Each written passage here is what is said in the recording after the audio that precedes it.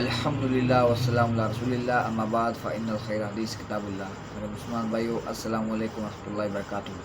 میرے بھائیو، پچھلے 1400 سال سے مسلمانوں میں دو بڑے فرقے رائج ہو چکے ہیں، سنی اور شیعہ۔ اگرچہ ان میں بھی آگے بہت سارے فرقے بن چکے ہیں، لیکن میجرلی دو بڑے فرقے ہیں، سنی اور شیعہ، اہل سنت اور اہل تشیع۔ اگر اہل تشیع کو سائیڈ لائن کیا جائے، کیونکہ وہ اہل سنت کی مین سٹریم کی جو احادیث کی کتابیں ہیں ان کو وہ نہیں مانتے، اور ان میں سے بہت ساری جو روایات ہیں ان کا وہ انکار کرتے ہیں، تو ان کو اگر سائیڈ لائن کر دیا جائے کیونکہ وہ رافضیت کے اوپر ہیں۔ اور اہل سنت کی بات کی جائے تو اہل سنت میں بھی دو طرح کے لوگ موجود ہیں، اہل بیت علیہ السلام کو لے کر یا مشاجرات صحابہ کو لے کر دو طرح کے فکر والے لوگ، دو طرح کی سوچ رکھنے والے لوگ ہیں۔ ان میں سے ایک حسینی ہیں اور ایک یزیدی ہیں۔ حسینی جو ہیں وہ اہل بیت علیہ السلام کا دفاع پورے زور و شور سے کرتے ہیں، اور جن صحابہ کرام رضوان اللہ علیہم اجمعین نے اہل البیت کے خلاف تلوار اٹھائی ان کی غلطیاں وہ بیان کرتے ہیں، لیکن ان کے اوپر سب و شتم کرنا، گالم گلوچ کرنا، تانا زنی کرنا اس کو وہ بالکل جائز نہیں سمجھتے۔ اور دوسرے ہیں یزیدی، جو کہ اہل البیت علیہ السلام کے فضائل کو کم سے کم بیان کرنے پر زور دیتے ہیں اور ان کو ڈیگریڈ کرنے کی کوشش کرتے ہیں،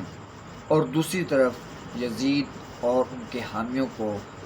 نیک، پارسا اور ان کو حق پر ثابت کرنے کی کوشش کرتے رہتے ہیں۔ اور ان دو طرح کی فکر رکھنے والے لوگوں کے علاوہ ایک تیسری فکر والے لوگ بھی موجود ہیں جو اپنے آپ کو حسینی کہتے ہیں، لیکن در حقیقت وہ بھی یزید کے حامی ہیں، اور یزید کو وہ لوگ جنتی ثابت کرنے کی کوشش کرتے ہیں، اگرچہ وہ یہ برملا کہتے ہیں کہ ہم یزید کو نہ جنتی کہتے ہیں نہ اس کو جہنمی کہتے ہیں، لیکن دوسری طرف وہ اس طرح فضائل بیان کرتے ہیں یزید کے کہ گویا یزید بہت ہی پارسا شخص تھا، اتنا نیک شخص تھا کہ اس سے کوئی غلطی ہو ہی نہیں سکتی تھی، اس طرح اس کے فضائل بیان کرتے ہیں، اور اس طرح سے وہ یزید اور اہل بیت کو وہ آپس میں ایک دوسرے کے ساتھ برابر کرنے کی کوشش کرتے ہیں۔ میرے بھائیو، آپ کے سامنے ایک مفتی صاحب اسی طرح کے، اسی کیٹیگری کے آپ کے سامنے پیش خدمت ہے۔ امام بخاری ایک واقعہ لے کر آئے ہیں، اور واقعہ تو بڑا مختصر لے کر آئے ہیں، لیکن چونکہ یہ واقعہ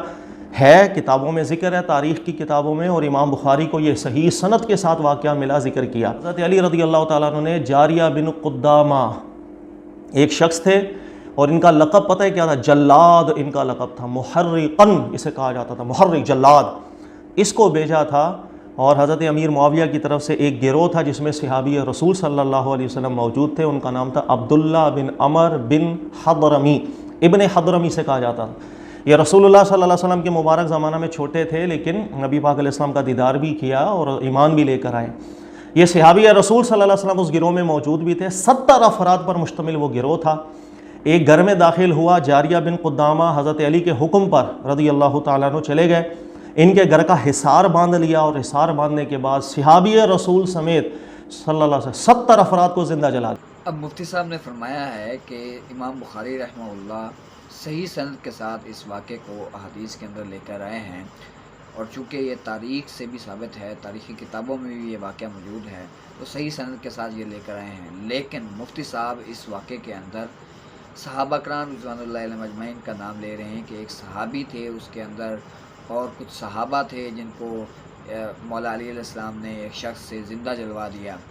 تو میرا مفتی صاحب سے ایک معصومانہ سوال ہے کہ یہ بات تاریخ کی کس کتاب میں لکھی ہوئی ہے، ذرا وہ بھی ہمیں دکھا دیتے تو یہ اچھا ہوتا۔ اصل میں مولا علی علیہ السلام نے مرتدین کو زندہ جلوایا تھا،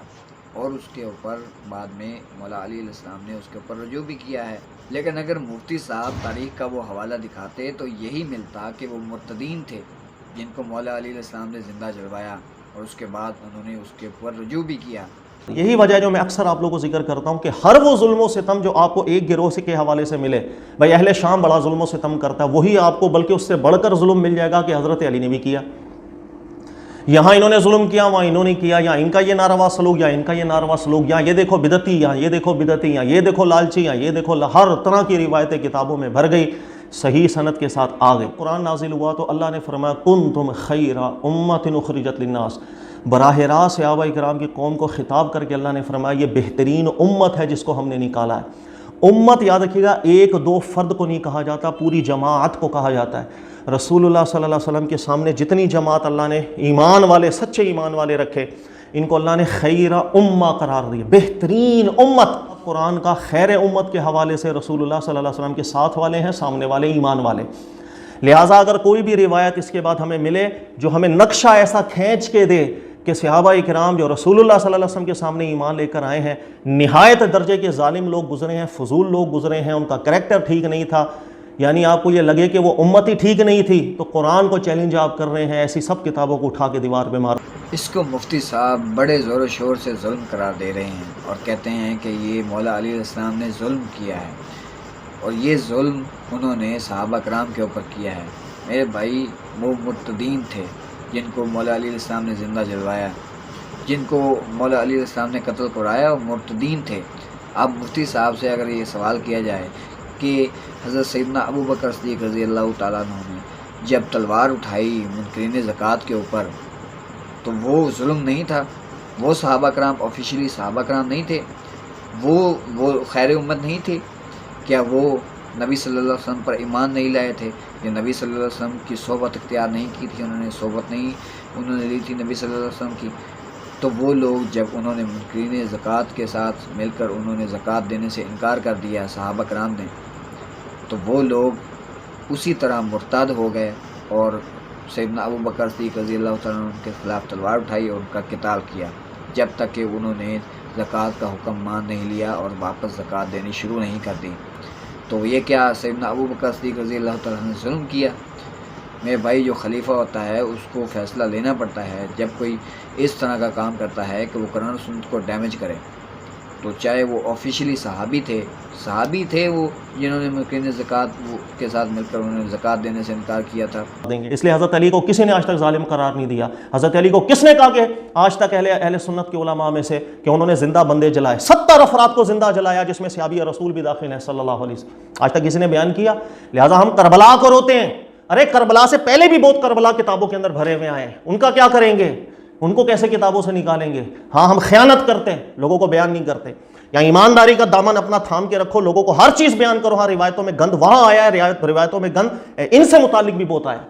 میں ان کو قبول کرتا ہوں، ان کو رد کیوں کرتا ہوں؟ ایک پیمانہ تو بناؤ۔ یزید کو اور مولا علی علیہ السلام کو وہ برابر قرار دینے لگ گئے ہیں۔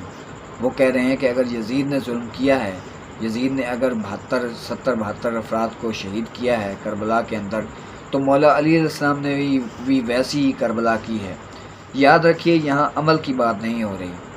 جو انہوں نے کام کیے ہیں، جو ان سے غلطیاں سرزد ہوئی ہیں، وہ اسی طرح بیان ہوں گی جس طرح کے احادیث کے اندر آئی ہیں۔ کوئی بھی انسان کی صفت یہ نہیں ہے کہ وہ معصوم من الخطا ہو۔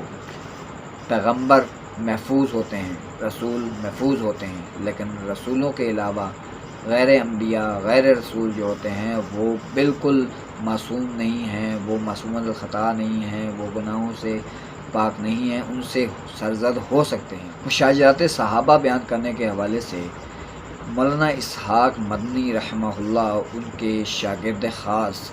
کاشف بھائی، انہوں نے ایک بات بیان فرمائی ہے، ذرا ان کی ویڈیو دیکھیے، اس کے بعد آپ کو یہ کلیئر ہوگا کہ صحابہ کرام رضوان اللہ علیہم اجمعین کی مشاجرات کے حوالے سے، ان کی غلطیاں بیان کرنے کے حوالے سے ہمارا کیا موقف ہونا چاہیے۔ نے بنا رکھی ہے نا بات بھی، آپس میں وہ کوئی نہیں تھے، وہ اتنے پاک باز لوگ تھے، وہ اس طرح غلطی کیسے کر سکتے ہیں؟ غلطی نبیوں سے نہیں ہوئی، کس نبی سے غلطی نہیں ہوئی؟ قرآن مجید نے کہا حضرت یونس علیہ السلام قوم کو چھوڑ کر چلے نہیں گئے، اللہ نے حکم نہیں دیا تھا ان کو کہ نہیں چھوڑ کر جانا، جا مچھلی کے پیٹ میں، خدا نے کہا 3 اندھیروں کے اندر ہم نے بند کر کے، رات کا اندھیرا، سمندر کی تہ اور مچھلی کا پیٹ، جب تک یونس نے نہ کہا لا الہ الا انت سبحانک انی کنت من الظالمین، ظالمین کہا ہے اپنے آپ کو کہ میں ظالموں میں سے ہوں، اللہ نے کہا لبث فی بطنہ الی یوم یبعثون، تو تا قیامت مچھلی کے پیٹ میں رہتا اگر تو توبہ نہ کرتا۔ اللہ اکبر، نبیوں کو جب خدا یہ بات کہہ دے، اور وہ ملیم، اللہ نے کہا وہ سخت ہم نے اس کے اوپر ملامت کی، وہ بگوڑا ہو گیا تھا ہماری بات سے، یعنی نبیوں کی طرف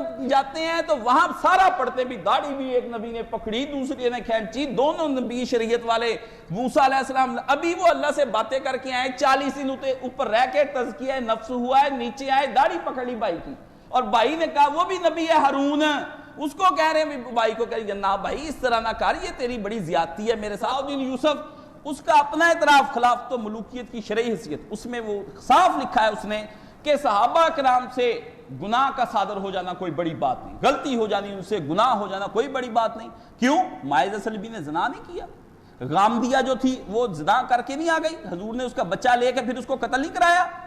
سنسار نہیں کرایا، اس کو نہیں۔ فاطمہ مخزومیہ چوری کر لی، نبی پاک نے اس کا ہاتھ ہی کٹایا، آپ کٹایا نا۔ عبداللہ حمار شراب پی کر نبی پاک صلی اللہ علیہ وسلم کے پاس آ گیا، نبی علیہ السلام نے اس کو کوڑے نہیں لگوائے، مروایا نہیں اس کو وہاں پر، یعنی اللہ کے نبی پاک صلی اللہ علیہ وسلم سزائیں نہیں دیتے تھے۔ آپ علیہ السلام نے ان کو دور، جب ان سے غلطیوں کا ہونا ہے تو پھر انہوں نے غلطیاں، اسی طرح یہ بھی غلطیاں ان سے ہو گئیں۔ یہ غلطی کو بجائے غلطی بنانے کے ایک اجتہادی لفظ ہاتھ لگاتے ہیں اور اس کا ثواب بنا کے بھی غلطی کا ثواب ملتا ہے، یعنی اگر ماعز سلمی زنا کرے تو اس سے اجتہادی غلطی ہو گئی اور اس کو ثواب مل گیا۔ غامدیہ کو بھی جو گناہ کرے گا سب کو ایک ایک ثواب ملے گا، گناہ کرنے پر زنا انا للہ و انا الیہ راجعون۔ یہ ان کا دماغ خراب ہو گیا ہے، یہ سمجھتے ہیں کہ صحابی، اور دوسرا مسئلہ یہ ہے کہ صحابی غلطی کرنے سے صحابیت سے نکل نہیں جاتے، وہ صحابی رہتا ہے، اس کو کچھ اس کی عزت، اس کی تکریم، نبی کی صحبت جو اس نے اٹھائی ہوتی ہے، اس پہ بدتمیزی کرنی، اس پہ گالیاں دینی، ان کے نام کو بگاڑنا، ان کا تان کرنا، ان پہ لعنت کرنی، سب و شتم کرنا، یہ بھی بکواس ہے، بالکل کوئی شے نہیں۔ نبی علیہ السلام نے فرمایا مومن نہ تانے دیتا ہے، نہ لعنتیں کرتا ہے، نہ گالیاں دیتا ہے۔ میرے بھائیو، ہمیں کوئی چیز اس بات پر مجبور نہیں کرتی کہ ہم حق سے عناد کریں۔ سورۃ البقرہ کی آیت نمبر 159 اور 160 میں اللہ رب العزت نے واضح طور پر ارشاد فرمایا ہے کہ جو لوگ حق کو چھپاتے ہیں ان پر اللہ کی لعنت اور تمام لعنت کرنے والے کی لعنت ہو۔ تو میرے بھائیو، حق کو چھپانے والی بات جو ہے وہ بالکل قابل قبول نہیں ہو سکتی۔ قرآن و سنت میں جو آیا ہے وہ بالکل اسی پیشن کے ساتھ بیان ہوگا۔ ان مفتی صاحب کی بات مانی جائے تو جس مسئلے کے اگینسٹ کوئی حدیث ملے ان کو تو اس کے متن سے ہی انکار کرتے ہیں، اور جن علماء کی یہ بات کرتے ہیں کہ انہوں نے ان حدیثوں کو ماننے سے انکار کر دیا، دیوار پر دے مارا، تو ذرا ان 2-4 علماء کے نام بھی بتاتے مفتی صاحب، تو کبھی انہوں نے ان 2-4 علماء کے نام نہیں بتائے۔ اگر کسی کی تحکیم بتائیں گے تو وہ کسی ایک عالم کی تحکیم بتائیں گے۔ اللہ رب العزت سے دعا کریں کہ اللہ تعالی ہمیں حق پر چلنے کی توفیق نصیب فرمائے۔